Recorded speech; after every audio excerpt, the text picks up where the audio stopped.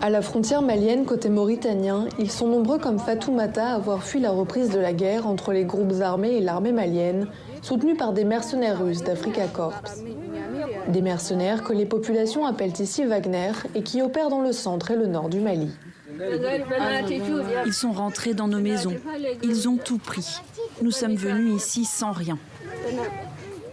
Mais pour cette mère de famille, originaire d'une zone contrôlée par les djihadistes et où l'armée malienne mène encore des opérations militaires, difficile de raconter ce que ses enfants ont subi. Un de mes fils a quitté le Mali pour me rejoindre à Fassala. Ils l'ont tué. Ils ont coupé sa tête. Au total, 7 membres de sa famille ont été tués à 5 km de la frontière mauritanienne. Leurs corps ont depuis été enterrés dans ce cimetière. Ils transportaient juste de la marchandise avec eux. Lorsqu'ils ont traversé la frontière malienne, ils sont tombés sur l'armée malienne et Wagner qui les a tués. Ça arrive souvent. Ce jour-là, le chef de village est informé que l'armée malienne et Wagner se trouvent à proximité de la frontière, côté malien. Ils ont pris 3 Mauritaniens avec eux, mais je n'ai pas plus de détails.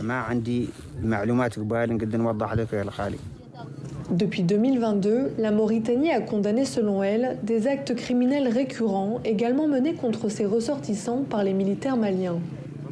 Là où se sont installés les déplacés, cette adolescente dénonce les exactions des Fama et Wagner dont sa famille a été victime.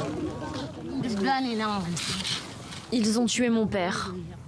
Ils ont tué le chef du village et d'autres hommes. Ils ont coupé leur tête avec une machette. Depuis, ses proches survivent grâce à l'aide des populations mauritaniennes et autres déplacés. On n'a qu'un seul repas par jour. On partage avec tous nos enfants. Regarde, on n'a rien.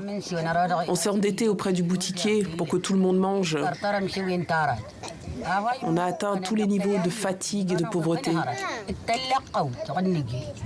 De leur côté, les autorités maliennes n'ont pas souhaité répondre à nos sollicitations.